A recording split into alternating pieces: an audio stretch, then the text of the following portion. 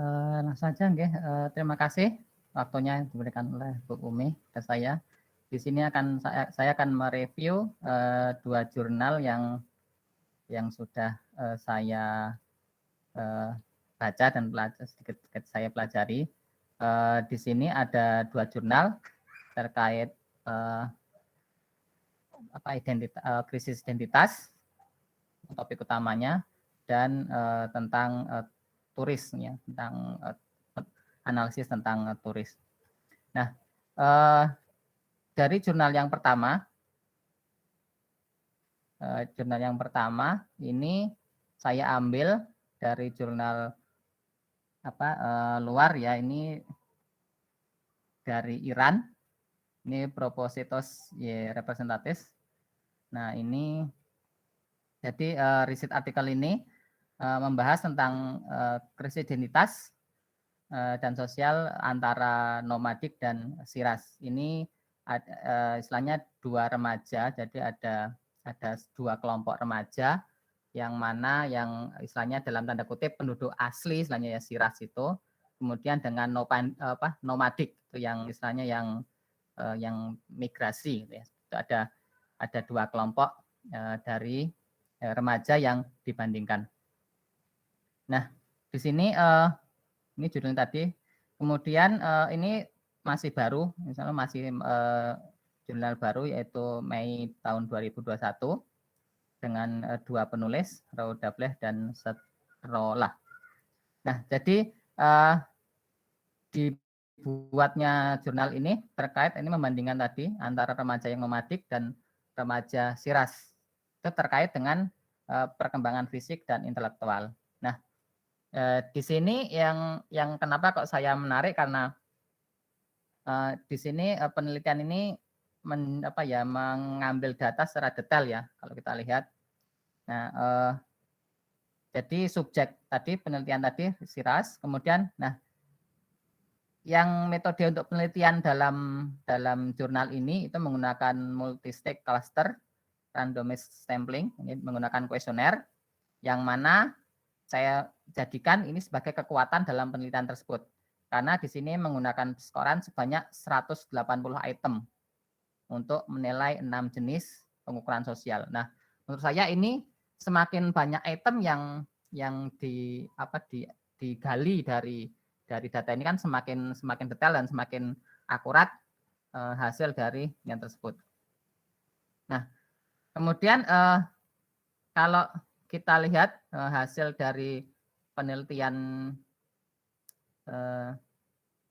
ini, nah ini saya tampilkan jurnalnya, langsung ke mungkin hasil, ya, mungkin biar lebih cepat. Nah, ini beberapa statistik reproduksi antara nomadik dan siras, remaja nomadik dan remaja siras, menggunakan MANOVA. Nah, dari hasil ini, hasilnya, jadi remaja nomadik itu di daerah Firozabad ini yang bermigrasi ke komunitas atau ke desa yang lebih besar seperti siras itu banyak mengalami permasalahan pembentukan identitas diri. Jadi dengan permasalahan pembentukan identitas diri ini menyebabkan permasalahan yaitu komunikasi dan sosial. Nah, yang mana akhirnya menurunkan kapabilitas si remaja nomadik ini itu untuk menyesuaikan diri dan bahkan bisa sampai menimbulkan krisis identitas. Nah, dari penelitian itu juga sebenarnya menurut saya masih ada beberapa kelemahan. Yang pertama yaitu di sini lingkup penelitian yang dia ambil itu hanya melihat aspek perkembangan sosial di beberapa sekolah menengah atas saja. Jadi mungkin belum bisa mencakup keseluruhan remaja, hanya mengambil beberapa sekolah dan itu hanya melihat dari aspek sosialnya. Mungkin belum masuk ke ranah aspek lainnya seperti ekonomi dan sebagainya. Kemudian yang menarik dari dari jurnal ini adalah bisa memberikan masukan ya, khususnya kepada istilahnya kalau di kita itu BK gitu, BK. Nah, jadi bimbingan kepada anak dan remaja itu sangat dibutuhkan untuk memberikan perhatian lebih dalam menangani krisis identitas dan sosial dalam perkembangan remaja. Nah, ini jurnal pertama yang saya bahas di sini. Kemudian untuk jurnal kedua, yaitu tentang analisis promosi turis di Indonesia. Dan ini saya mengambil ini karena ini sudah terpublis di European Research Studies Journal ini. Nah, yang membuat saya menarik di sini karena di sini juga mirip mungkin seperti tadi ya. Jadi dari jurnal ini bisa memberikan masukan untuk kalau di sini ini nanti pemerintah Pemda nanti dalam bagaimana turis di Indonesia itu. Nah, ini hasil review saya. Jadi judulnya Promotion Analysis of Marine Tourist in Indonesia. Jadi case study-nya. Ini tahun 2018 jurnalnya. Kemudian penulisnya ada 3 orang, ini Rizky, Caturida, dan Danto. Nah, jadi tujuan dari penelitian yang jurnal kedua ini itu mengetahui jenis strategi promosi yang dapat meningkatkan kunjungan turis domestik di Banten. Nah, subjek dari penelitian yang diambil dari case study ini itu mengambil 15 travel agent yang ada di Banten. Nah, yang menjadi fokus saya juga di sini metodenya nggak hanya satu ya, tapi 3 metode yang bisa untuk penelitiannya, yaitu FGD, Focus Group Discussion, kemudian observasi dan wawancara. Nah, mungkin ini jurnalnya, ya. Jadi menjadikan konsep-konsep bagaimana strategi promosi itu, kemudian pengembangan dari turis, kemudian klasifikasi. Nah, ini menurut saya juga lebih detail untuk menjelaskan bagaimana untuk pembagian atau klasifikasi dari turis. Dan ini juga menampilkan strategi-strategi dalam pengembangan turis khususnya di Banten. Kembali ke review. Nah, di sini dari hasil penelitiannya bahwa terjadi penurunan wisata turis di Banten. Kemudian itu perlu dilakukan banyak dari kenapa kok turun itu karena banyak faktor yang mengaruhi penurunan wisatawan. Kemudian juga sebenarnya penulis juga bisa mendapatkan potensi yang besar untuk meningkatkan wisatawan. Jadi seperti kuliner dan wisata alam ini yang bisa bisa sebagai potensi untuk meningkatkan kembali hasil dari penurunan tadi. Kemudian juga ini perlunya strategi komunikasi yang efektif dalam pengembangan wisata ini terkait dengan komunikasi dengan Pemda setempat. Nah, kekuatannya yang di sini yang tadi mungkin masukannya juga sangat penting. Ini jadi kenapa kok ini jurnal ini sangat menarik bagi saya karena dari hasil jurnal ini tuh ada hasil yaitu bisa memberikan masukan yang sangat strategis dan berdampak besar untuk pemerintah setempat, yaitu pemerintah Pemda Banten dalam meningkatkan pengembangan wisatawan di Banten. Nah, tetapi di sini dari kelemahan yang mungkin bisa kita telisik di jurnal ini juga mungkin fokusnya masih 15 travel agen ya. Nah, kalau mungkin dari saya sendiri mungkin bisa kita selain agen, travel agen juga mungkin penduduk sekitar dan juga mungkin beberapa turis-turis yang bisa kita ambil ceknya sebenarnya itu bisa ini untuk mengurangi kelemahan penelitian. Kemudian juga kesimpulan dari hasil review jurnal saya di yang kedua ini, jadi dengan adanya tren wisatawan yang menurun di Banten itu bisa meningkat bila mana pemerintah setempat bisa memberikan fasilitas dan infrastruktur untuk destinasi untuk memberikan mengembangkan infrastruktur dan fasilitas untuk perkembangan pariwisata yang ada di Banten. Jadi ini 2 jurnal yang bisa saya sampaikan. Mungkin itu ada masukan monggo dari Ibu atau teman-teman semuanya. Dari saya sekian. Ya, terima kasih Mas Taufik. Ya, yang pertama tadi saya tertarik ya di situ menggunakan metode MANOVA ya. Okay. Jadi pakai MANOVA karena di situ ada berapa tadi? Banyak ya yang dilihat iya, Bu. ya. Okay. 180 item Bu pertanyaannya. Item, ya. Ya, nanti Mas Taufik bisa lihat seperti apa sih MANOVA itu. Di sini mungkin ada ya, di sini ya. Secara gambarnya aja. Gambar apa hanya sebatas hasilnya saja mungkin Bu. Hasilnya aja ya. Oke. Ya. Yang pertama ini pakai MANOVA, kemudian yang kedua itu karena suatu studi kasus ya. Iya. Studi kasus itu berarti penelitian ini kualitatif ini. Kualitatif karena dia tidak menggunakan analisis. Iya. Okay. Tidak ada analisis tapi mendeskripsikan apa yang ditemui di lapangan. Iya. Ya, mendeskripsikan ini kualitatif ini. Jadi kalau studi kasus itu pasti kualitatif. Ya, nanti bagi Anda semua coba Anda cermati komponen apa saja yang ada di strukturnya itu. Ada abstraknya, kemudian ada pendahuluannya, kemudian metodenya, hasil dan pembahasan ya. Kemudian konklusinya apa, kesimpulannya. Coba dicermati itu apa strukturnya. Ya. Ya. Baik, untuk Mas Taufik sudah 2 jurnal ini. Yang pertama tadi relatif masih baru ya. Oke, yang 2021 yang apa? Sosial ini. Sosialnya. Kemudian kalau yang ini 2018 kalau ya. Iya. Sebelum pandemi.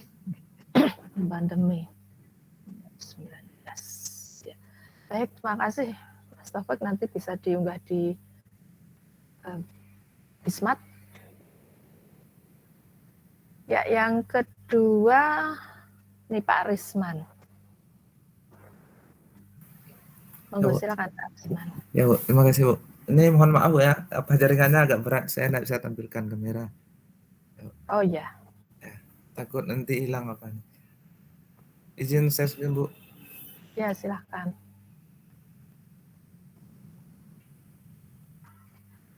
Sudah tampak Bu? Belum. Belum.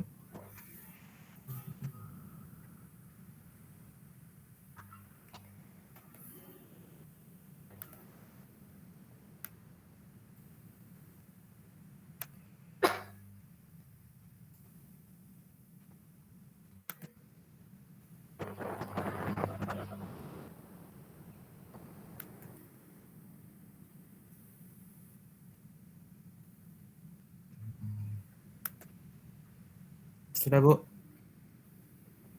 Oh, belum ya di tempat saya? Belum juga Bu. Belum Pak. Belum ya. Jaringannya share itu aja Pak, apa share layar penuh atau apa ini namanya? Ya, ini udah saya share. Tapi jaringannya nih berat.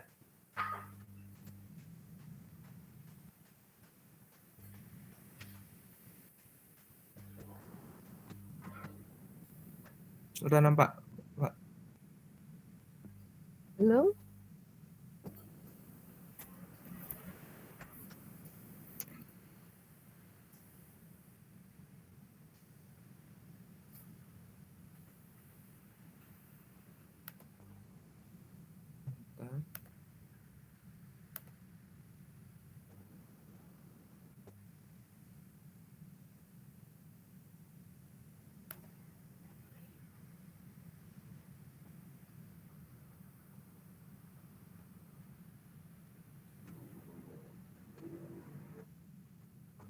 Ya, sudah mulai kelihatan, sudah mulai nampak. Enggak Bu?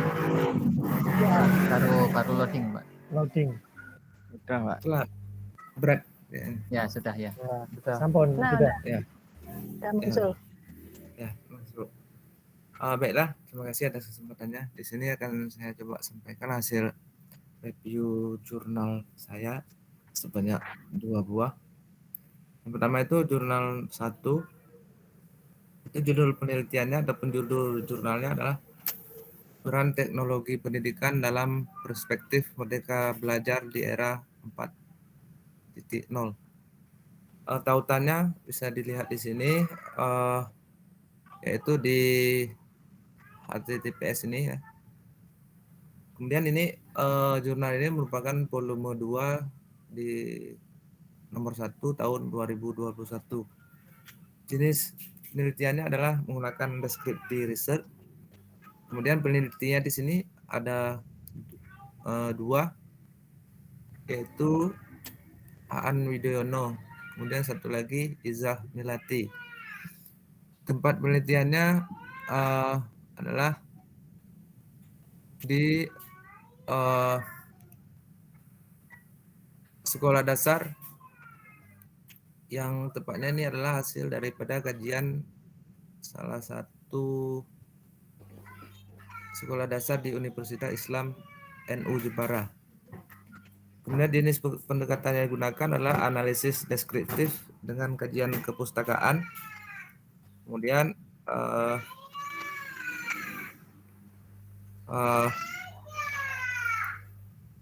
satu lagi, tujuan penelitiannya adalah mendeskripsikan peran teknologi pendidikan dalam perspektif merdeka belajar di era 4.0.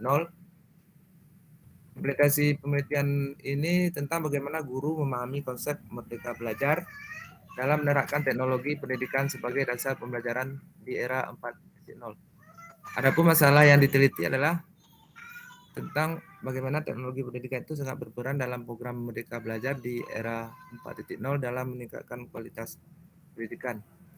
Kemudian teori-teori yang dikumpulkan untuk penelitian ini ada 2 di sini yang bisa kita lihat, yaitu dari Asia Nadia dan Bahar H. Kemudian metode penelitiannya ataupun prosedur penelitiannya, pengambilan sampelnya adalah dengan pemilihan topik, eksplorasi informasi, menentukan fokus penelitian, dan sumber-sumber data lain yang dikumpulkan berupa informasi ataupun data empirik. Kemudian karakteristik penelitiannya, datanya diambil dari laporan, kemudian yang kedua tidak ada pengambilan sampel. Kesimpulan dari penelitian ini adalah bagaimana mendeskripsikan peran teknologi pendidikan dalam perspektif merdeka belajar di era 4.0.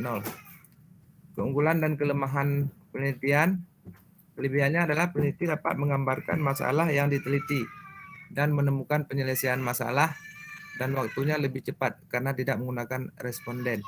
Kelemahannya adalah hasil yang diteliti kurang akurat karena tidak ada pengambilan sampel.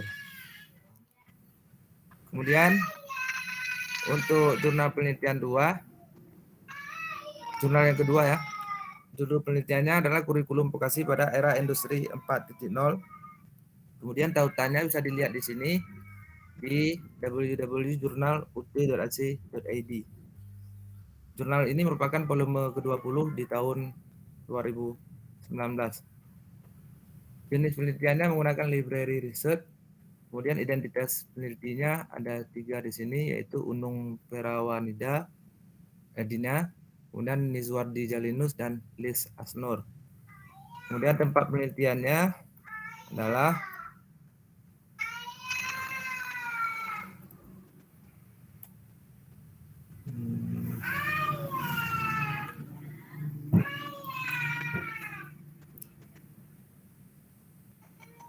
tempat penelitiannya adalah di Kepustakaan Pendidikan Teknologi Informasi dan Komputer Fakultas Pendidikan MIPA IKI PGRI Pontianak.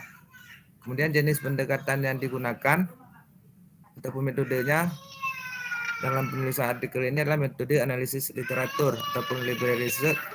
yakni berupa penelaahan berbagai sumber ilmiah seperti artikel ilmiah berupa jurnal, buku, dan literatur lainnya. Kemudian tujuan penelitian mengetahui kurikulum vokasi pada pendidikan vokasi. Kemudian masalah yang diangkat pada penelitian ini adalah tentang sejauh mana efektivitas kurikulum vokasi dalam pelaksanaannya terhadap lulusan.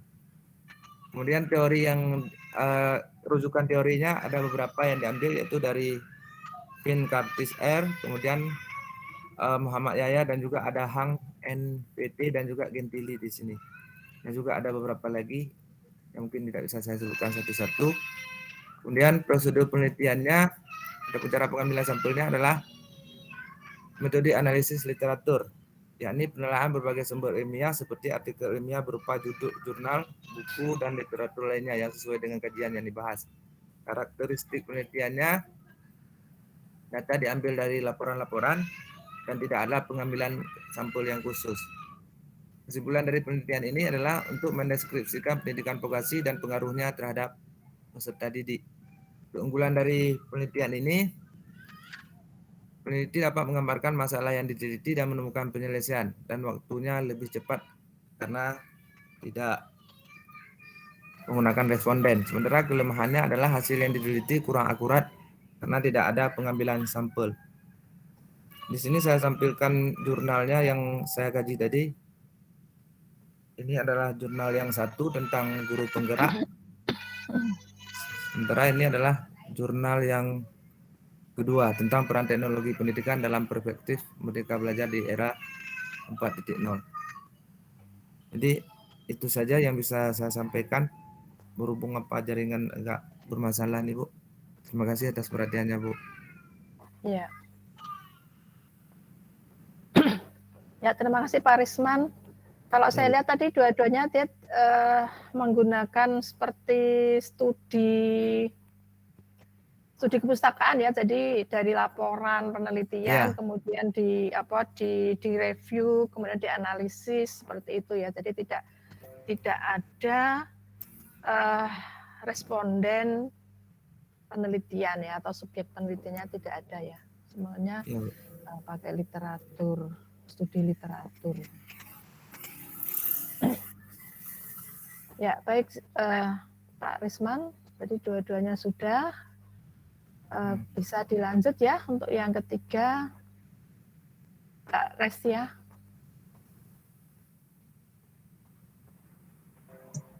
Baik Bu, izin share screen. Ya.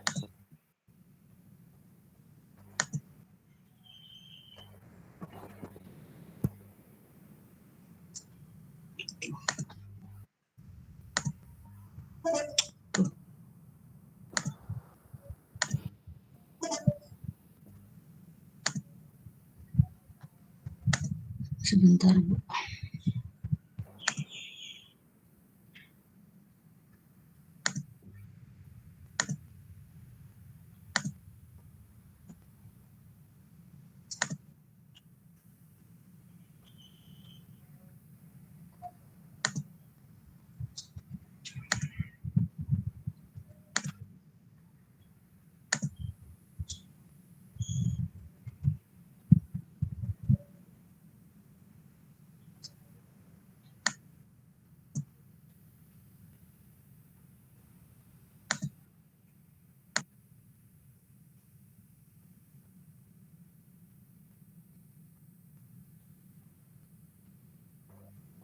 Oh, apakah sudah terlihat Bu isinya?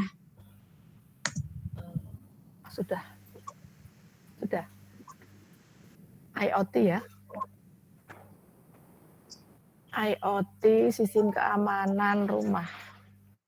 Ya, sudah kelihatan Mbak Resti. Oh iya Bu. Terima kasih waktunya Bu. Saya akan menjelaskan review jurnal saya.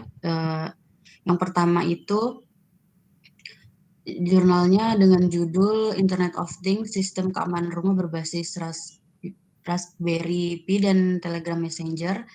Itu jurnal dari Elkomika, Institut Teknologi Nasional Bandung. Volume halaman itu volume 6 nomor 1 halaman 1 sampai dengan 15. tahun Desember 2017, penulisnya Muhammad Irfan Kurniawan, Unang Sunaria Rahmatullah. Nah, ini tujuan penelitiannya menghasilkan alat Internet of Things yang mampu melakukan monitoring rumah dari jarak jauh dengan memanfaatkan aplikasi Instant Messenger.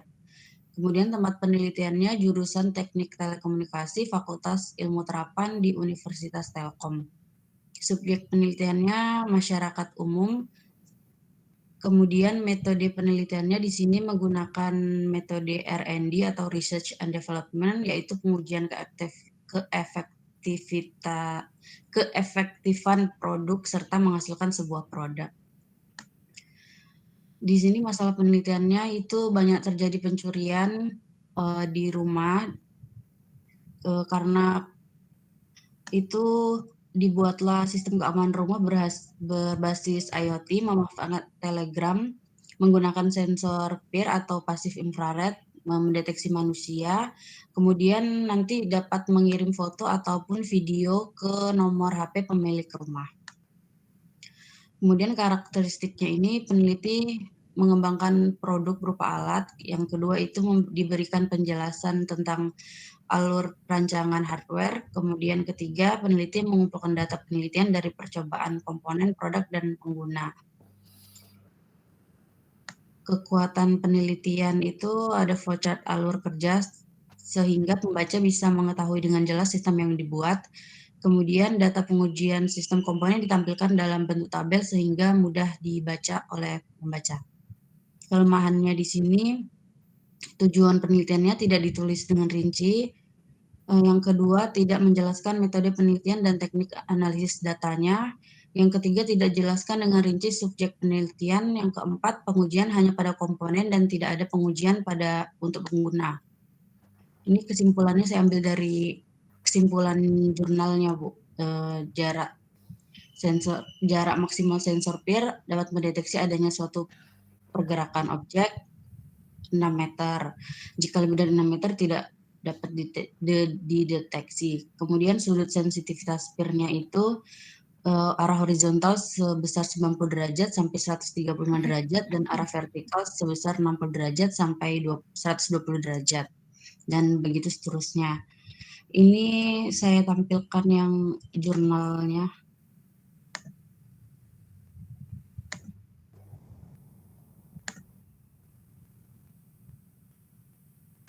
Mana ya? Apa sudah kelihatan yang jurnalnya, Bu? Belum? Belum. Ini kelihatannya share window deh, Mbak. Iya, aduh. Kalau share window itu harus di...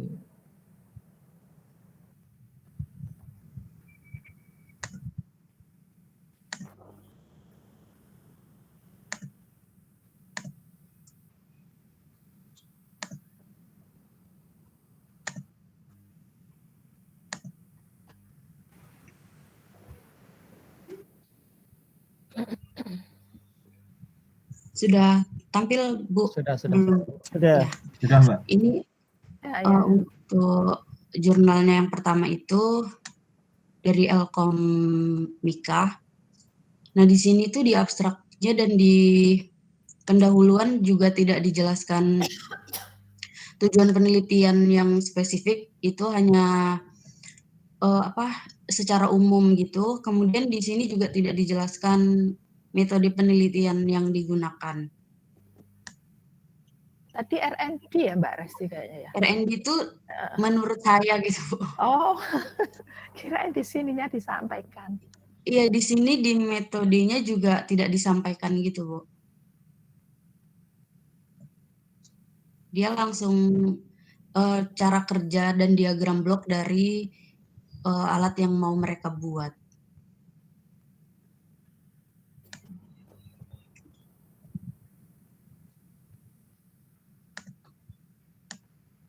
Kemudian tadi juga tidak ada teknik analisis datanya. Kemudian subjek penelitian juga di sini tidak dijelaskan ini mau siapa yang mencoba. Kemudian di sini itu untuk apa, pengujiannya itu hanya komponennya aja, Bu. Jadi saya juga sebenarnya bingung kalau jurnal R&D seperti ini tuh untuk pengujian pada pengguna tuh harus ada atau tidak ditampilkan di sini gitu, Bu. Nah, ini untuk jurnal yang pertama. Nah, di sini untuk kelebihannya tadi untuk pengujian sensor-sensornya itu ditulis dengan bentuk tabel jadi sehingga memudahkan pembaca juga. Nah, kemudian selanjutnya itu yang kedua itu sebentar, gimana nih?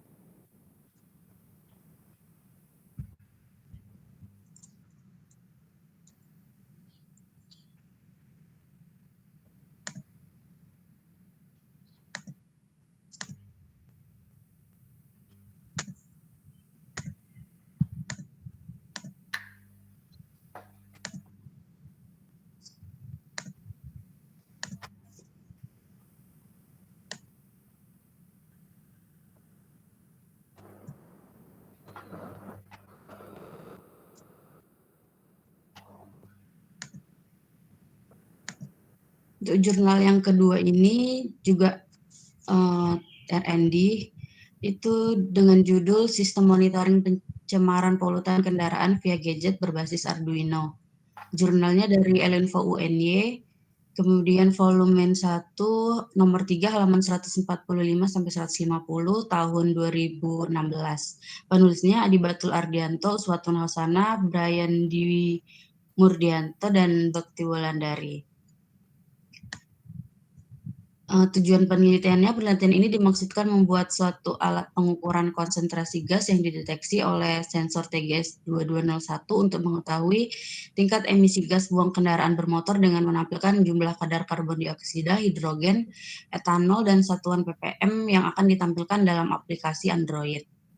Kemudian tempat penelitiannya jurusan Pendidikan Teknik Elektronika FTUNY. Subjek penelitiannya masyarakat umum, kemudian metode penelitiannya ini sama seperti sebelumnya yaitu research and development. Kemudian masalah dari penelitian ini karena kendaraan bermotor itu berbagai jenis gas maupun partikulat yang terdiri dari beberapa senyawa organik dan yang berasal dari pembakaran dan mesin kendaraan yang dapat menimbulkan dampak negatif baik kesehatan maupun lingkungan.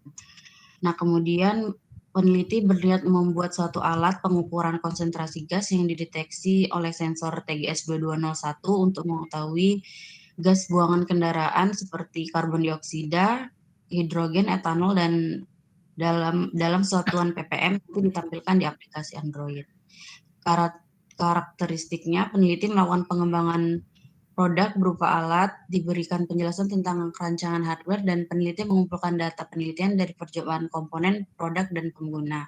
Untuk kekuatannya, yang pertama, jurnal ini dapat menjadi acuan dalam penelitian selanjutnya dalam memonitoring pencemaran polutan kendaraan via gadget. Yang kedua, ada flowchart alat kerja sehingga pembaca bisa mengetahui dengan jelas sistem yang dibuat. Kemudian kelemahannya di sini abstraknya terlalu singkat. Yang kedua, tidak ada penjelasan metode penelitian yang digunakan. Yang ketiga, tidak ada numbering dalam judul maupun subjudul. Yang keempat, hasil pengujian komponen tidak dijelaskan dalam bentuk tabel maupun grafik. Dan juga sama seperti sebelumnya, tidak ada hasil pengujian oleh pengguna. Untuk kesimpulannya, dari jurnalnya sistem monitoring pencemaran udara ini dapat mengidentifikasikan kadar udara berbahaya seperti karbon monoksida yang ada di gas buang pada kendaraan bermotor, memberikan indikasi dan informasi kepada pengguna melalui aplikasi Android. Yang kedua, untuk mengembangkan sistem alat uji deteksi kadar gas buang kendaraan bermotor, disarankan tidak hanya karbon dioksida, hidrogen, dan etanol saja, karena masih banyak gas lainnya yang terdapat pada gas buang kendaraan bermotor yang dapat mengakibatkan pencemaran udara dan berdampak bagi kesehatan. Berikutnya saya akan tampilkan jurnalnya.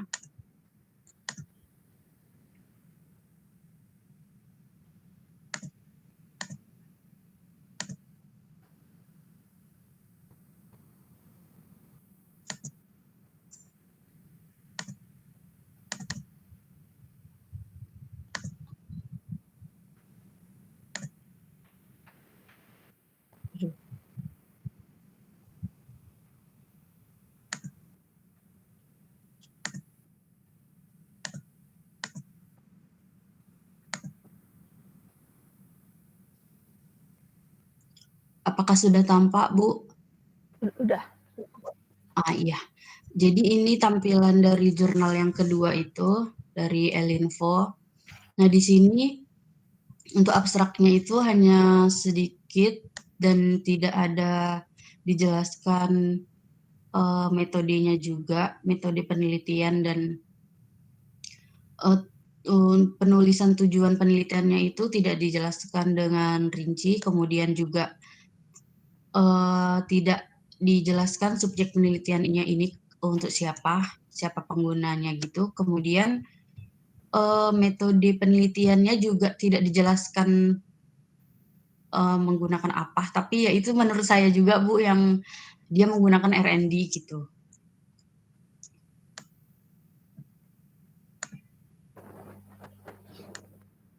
Kemudian juga tidak ada numbering pada tiap judul dan subjudulnya. Kemudian untuk hasil percobaan pada sistem dan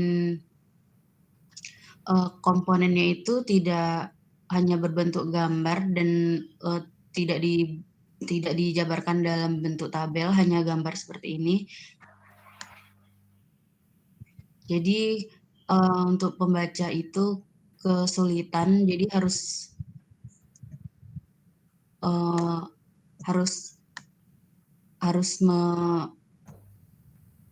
melihat yang fotonya saja. Kurang lebih itu Bu jurnal yang saya review. Selebihnya terima kasih. Ini ya.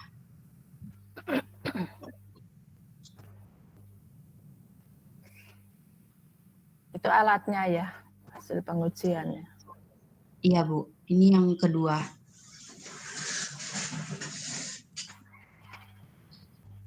Ya, dah cukup Mbak Resti ya. Baik, terima kasih Bu. Oke. Sekarang saya mau menunjukkan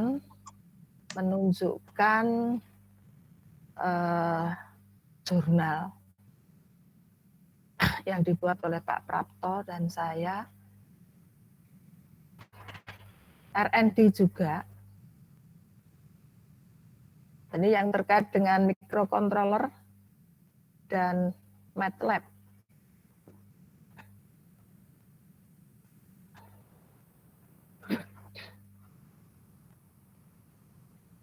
Sudah nampak ya? Sampun Bu. Ya. Ini kan intinya ini membuat trainer yang bisa digunakan untuk praktek kontrol, intelligent control. Pakai microcontroller ini ya. STM32F4. Nah, kemudian prototipe trainer tadi disimulasikan dulu di MATLAB. Di MATLAB Simulink ya. Nggak asing lagi ya MATLAB ya. Mas Aziz itu. MATLAB. Nah, intinya seperti itu. Jadi nanti ini bisa digunakan untuk praktek dan ini disebut low cost ya karena ya semuanya dibuat seminim mungkin sehingga menjadi low cost, simple. Ya. Tapi dia fungsinya dia bisa menjembatani antara teori dan praktek. Ya, kan judulnya ini kan low cost. Ya. Low cost trainer kit ini STM32F4 microcontroller laboratory control intelligence. Nah, ini abstraknya, kemudian untuk pendahuluannya di sini nanti bisa dilihat. Jadi di pendahuluan itu kita juga merujuk ke kajian pustaka atau hasil penemuan-penemuan yang sudah lalu, ya. Ini kita tuliskan di sini yang nanti di kajian pustaka itu di nomor 1, kemudian nomor 2, nomor 3. Jadi harus ada bukti-bukti bahwa penelitian yang lalu atau jurnal yang lalu itu menguatkan. Ya. Atau kalau misalkan di jurnal yang lalu masih ada kelemahan ya, nah itu nanti kita sampaikan ini masih ada kelemahan, nanti ditingkatkan. Jadi ada banyak yang bisa kita masukkan di introduction itu beberapa pustaka ya, di sini kita masukkan. Nah, tentang virtual laboratory juga dimasukkan di sini. Ini sudah ada hasil dari beberapa peneliti terdahulu. Ya, kita sampaikan di sini. Kemudian barulah kita masuk ke substansi kita. Ke substansi kita. Kita tuliskan di sini.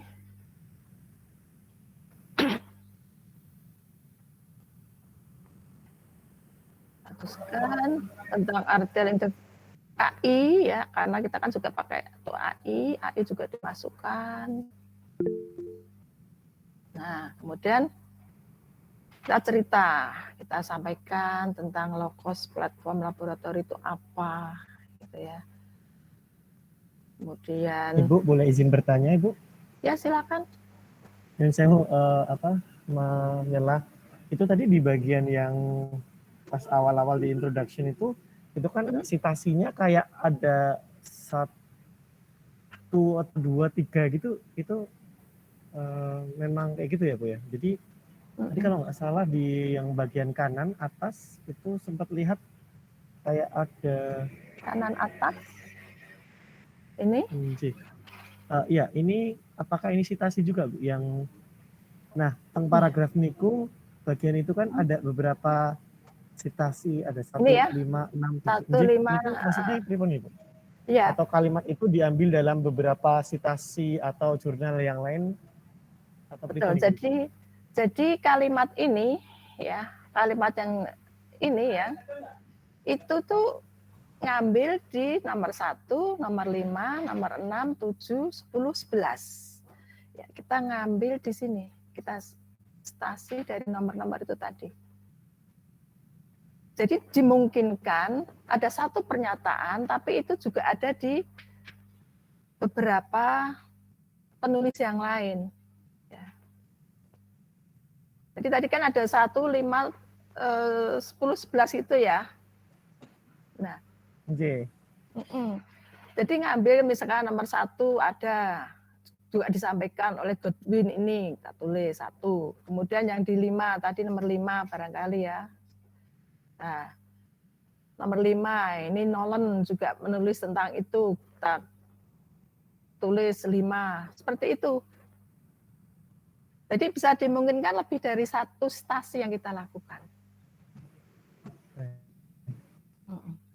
Itu untuk pernyataan statementnya itu apakah sama persis di beberapa jurnal itu atau kita paraphrasing ya Bu? Oh, paraphrasing. Gimana poinnya tetap sama gitu dia? Betul. Iya.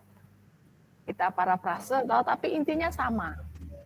Menyatakan hal yang sama. Oh, iya. Hal yang sama. Baik Ibu, terima kasih atas penjelasannya. Iya. Apa ini nanti saya share ya ini ya, barangkali bisa memberikan gambaran lagi. Ini IEEE ini. Boleh Bu. Kalau yang ini ya, rumus-rumus ini yang kita Pak Prato ini, rumus-rumus matematis seperti ini. Tapi kalau secara ini IEEE itu publishernya ya Bu?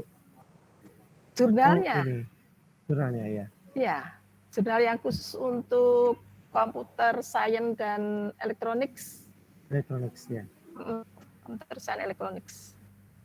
Kalau Elinfo itu kan juga kiblatnya ke IEEE ya? Soalnya mirip-mirip juga. Citasi itu Bu. Filenya itu juga IEEE juga. Stylenya ya, penulisannya.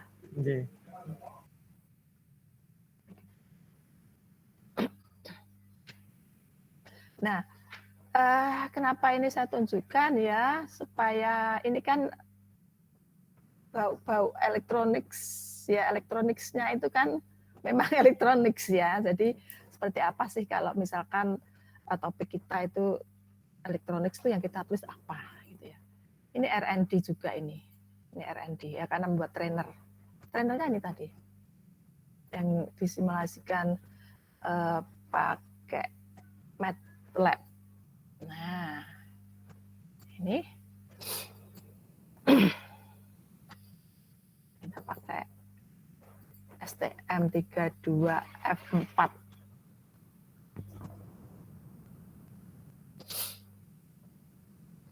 Yang kemarin ya hasil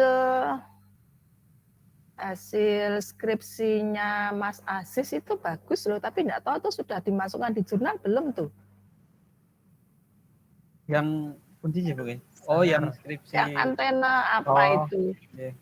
Yang telemetri itu. Telemetri itu. Itu kemarin sempat kita dengan Pak Pram, namun Pak Pram menyampaikan wah ini ya Mas, ternyata karena waktu itu kan memang keterbatasan responden itu loh Bu, sehingga Pak Pram wah ini kayaknya Mas agak meragukan kalau nanti kita publis ke jurnal gitu. Rencana memang sudah ada, namun Pak Pram menyampaikan seperti itu. Oh ya Pak, nggak usah kalau seperti itu. Ya memang saya menyadari memang itu perlu pengujian lebih detail lagi. Kemarin rencana kalau misalkan memungkinkan kan itu setelah tapi kan ternyata langsung pandemi itu Bu. Sebenarnya ya kendalanya itu sebenarnya.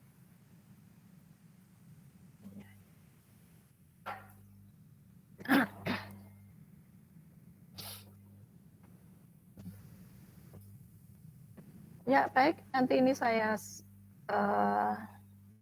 share ke grup ya. Nggak punya grup ya tempat kita ini ya. Mungkin Mas Aziz bisa. Oh ya, tadi tekan Mas Aziz ya, saja. atau kirim ke saya. Atau mungkin tentang Bismart Ibu. Oh, saya tempel di Bismart. Ya baik. Sama yang kemarin yang ada Mas Fardiansyah. Yang kemarin penulisnya ada Mas Fardiansyahnya itu. Ya, tidak menyangka ya. Harusnya tadi mungkin Mas Fardiansyah juga review itu Ibu. Dan langsung saking autornya. Autornya Ya, langsung. Nanti saya tempelkan ya dua itu ya. Baik. Tapi mungkin yang jurnal ini sudah proses publis atau memang sudah publisnya Bu? Sedang proses ada revisi. Oh, ada revisi.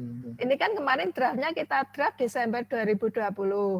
Desember 2020. Ya, kemudian baru dikirimkan tuh 2021 karena banyak sekali setahun ya Bu?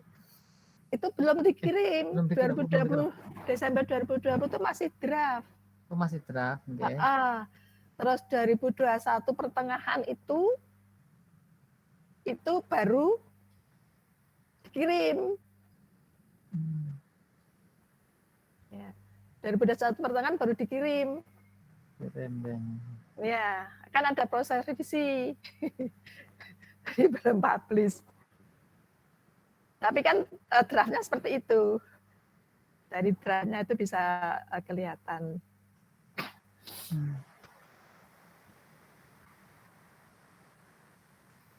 Apakah kalau belum dipublish seperti itu boleh di-share ya Bu ya? Karena kemarin saya pernah bertanya ke Pak Mas Duki kalau nggak salah itu kalau belum publish dan itu baru proses sebaiknya jangan di-share Mas gitu. Paten nanti keduluan. Nah maksud saya seperti itu.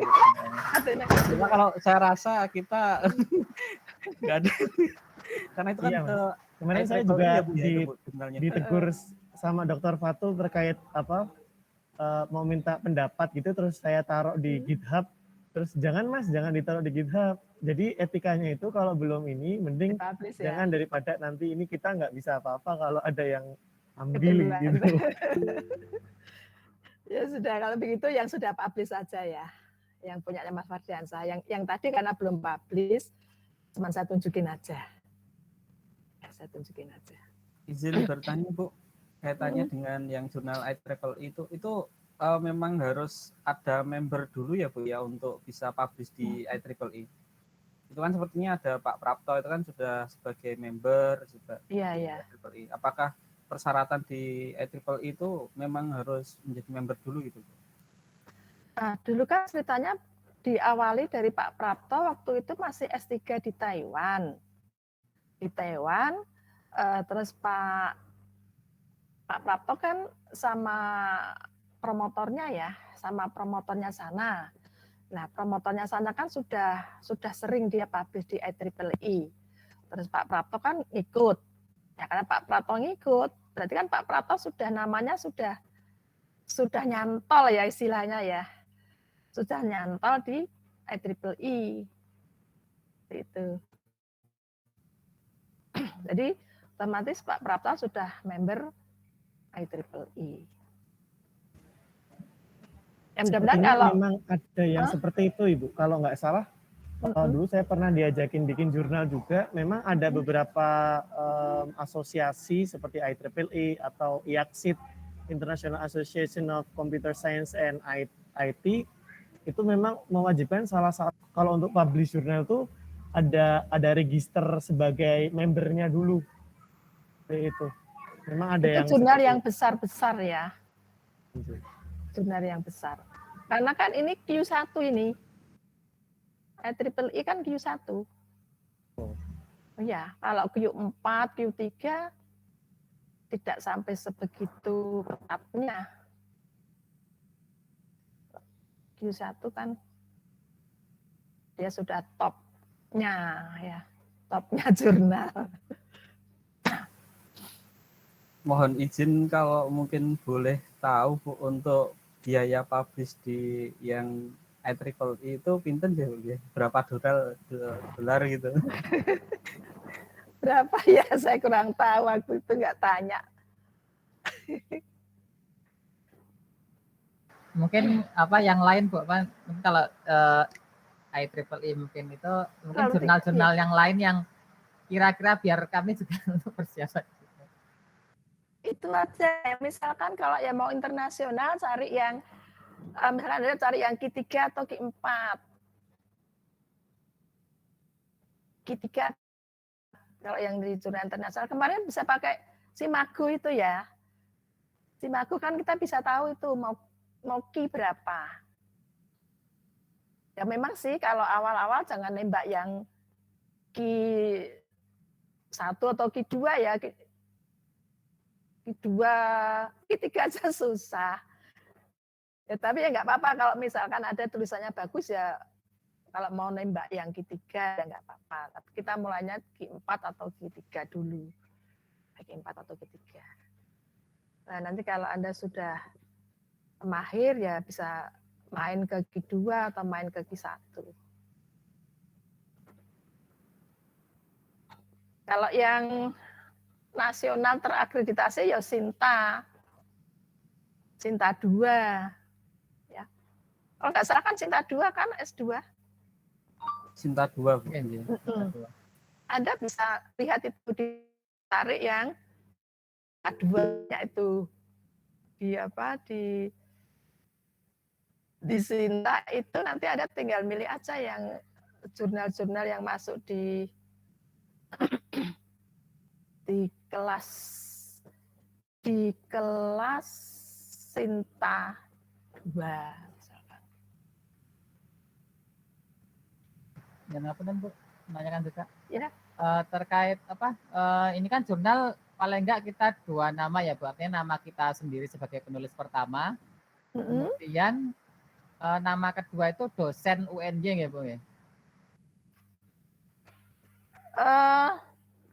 Untuk tugas ini atau untuk yang lebih ke umum ini karena jurnal yang tersubmit SA apa Sinta 1 Sinta 2 kan sebagai syarat di S2 nih ya Bu.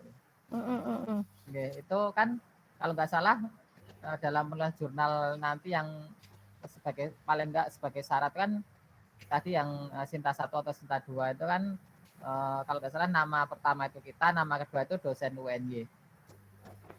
Ya, untuk apa ya meningkatkan afiliasi karena kan dia masuk situ kan berarti UNJ dapat 1 1 poin.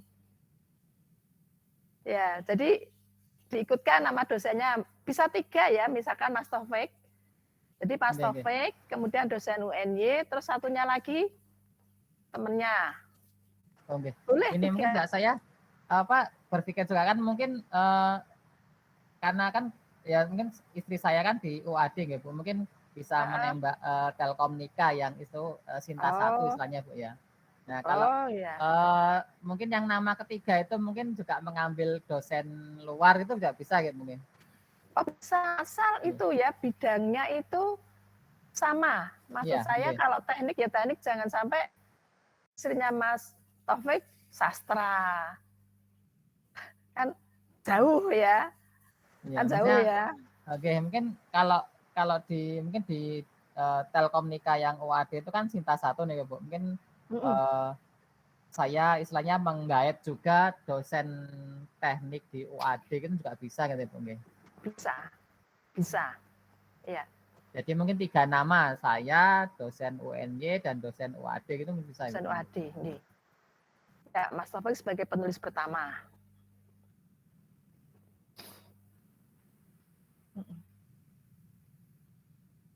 Bisa Mas Taufik? Bu, berarti translator itu juga boleh ya Bu? Misalnya ini bahasa Inggris ya Bu. Jadi translatornya juga dimasukin author itu. Ribon. Translatornya dimasukkan sebagai author. Jadi seperti ini ya. Jadi Mas Obi dan sebagainya mau anggota berapapun ya, siapapun, yang penting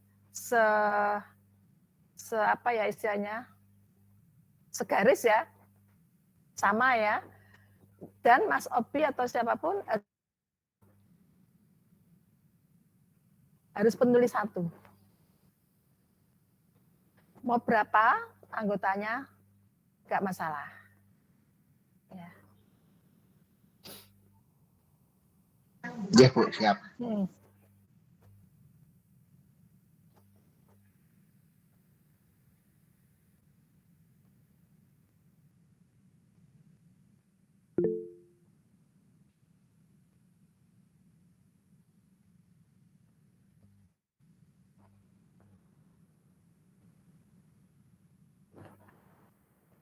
Ya, baik. Sekarang Anda mulai mempertimbangkan ya, memilih topik atau judul apa yang akan Anda tulis ya, yang Anda tulis supaya nanti kalau Anda sudah punya 1 topik kan otomatis pemikiran kita terpusat ke situ toh. Kita mau cari kajian literatur, kita mau menyusun pendahuluannya terutama ya, itu seperti apa, kan kita sudah terfokus. Ya. Itu minggu depan kita tidak perlu ada vikon ya, silakan Anda menyiapkan dulu topiknya itu. Minggu depannya lagi nanti kita ketemu, saya mau lihat kira-kira kerangka Anda itu seperti apa. Kerangkanya dulu, karena kalau kita mau membuat tulisan, kita kan membuat kerangkanya dulu. Kerangka jurnal itu nggak Bu? Maksudnya? Ya, begini, kan di jurnal itu kan misalnya ada introduction ya. Nah, kita masuk satu-satu dulu. Di pendahuluan itu yang mau ditulis apa? Pendahuluan aja dulu ya. 2 minggu lagi kita di pendahuluan aja.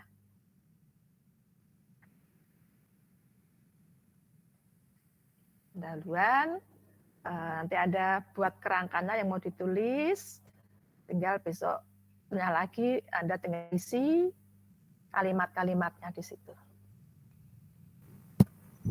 Izin bertanya Ibu. Ya. Terkait tugas yang itu kan berarti 2 minggu lagi kita kalau bisa menyelesaikan yang pendahuluan introduction. Itu kan rencananya kan kalau bisa kita saya mau publikasinya itu ke Elinfo, sedangkan Elinfo kan pakai bahasa Inggris. Itu apakah 2 minggu lagi harus pakai bahasa Inggris atau cukup bahasa Indonesia dulu? Ya, monggo terserah ya. Nyamannya gimana. kalau Anda mau pakai bahasa Indonesia dulu kan nanti tinggal ditranslate kan. Yang penting apa yang mau ditulisnya itu loh kan. Udah kelihatan. Itu nanti tinggal ditranslate sudah jadi. Itu ya Mas Hafid. Oke, baik Ibu. Terima kasih.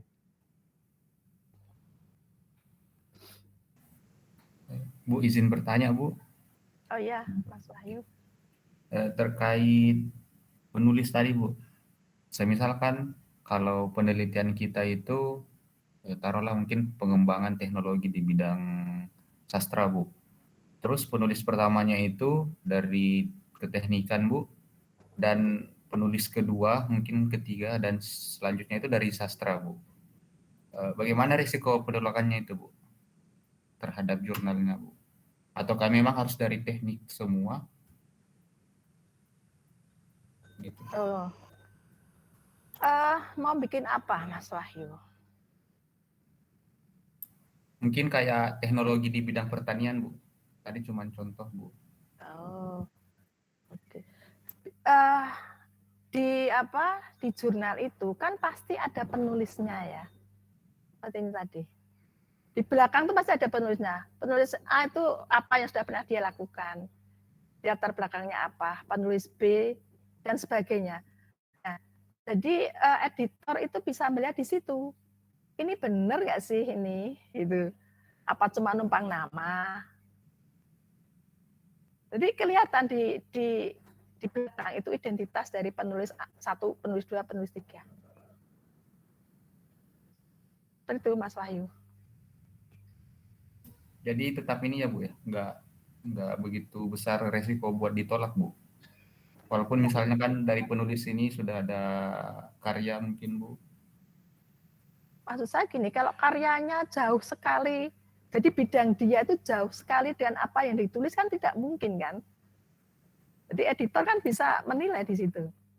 Nah ini nggak mungkin kalau dia latar belakangnya seperti ini, kok yang ditulis seperti ini, jauh sekali.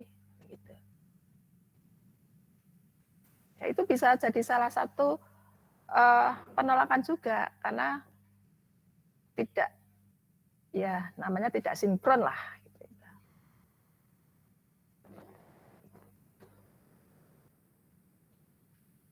Oke, Bu, baik, Bu. Ya, gitu ya.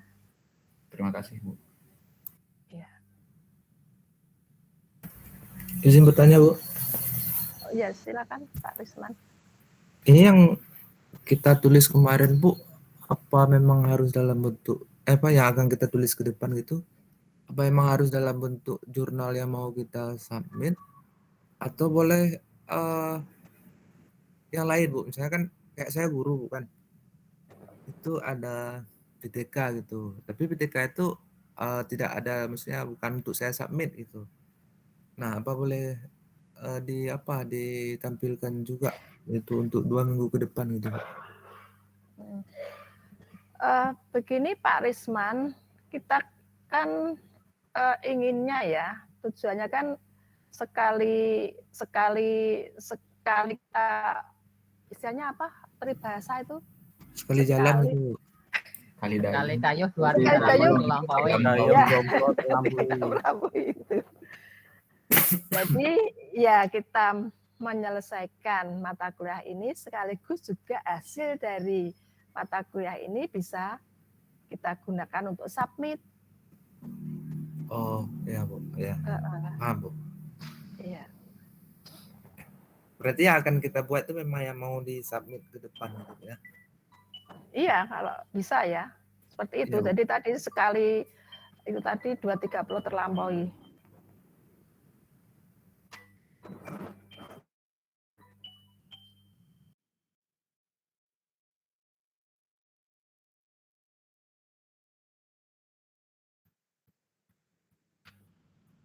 Ya, jadi kita ketemu lagi 2 minggu. 2 minggu lagi, ya.